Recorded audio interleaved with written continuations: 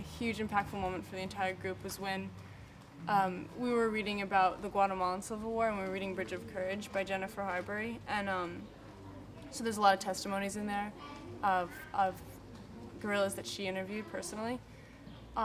So we had read the whole first chapter, which is of how the guerrillas became motivated to enter the guerrilla team, and so then we were visiting a coffee finca.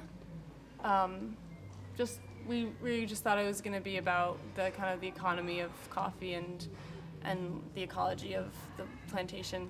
But so as we went through the tour, we stopped at a kind of a mirador, and our tour guide Wilma, we were eating bread in a circle, and she said something like, "Oh, this reminds me of when we used to eat in the mountains," and we're all like, we know what "in the mountains" means. We're kind of like attuned to that, and it just broke open that she was a guerrilla for some 13 years. She left when she was 21, and she told us about all her experiences, and being a woman was especially interesting. Being a woman as a guerrilla. She talked about being in combat. She talked about getting pregnant and having to secretly cross the border to Mexico so that she could give birth at a safe house.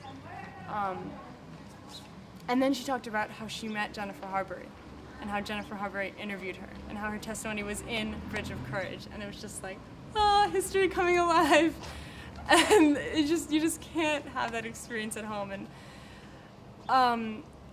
that's when the distance and the kind of the separation you can have from like a textbook completely crumbled, and history came alive, and you're a part of it, and you couldn't help but like have your heart in her story and in history.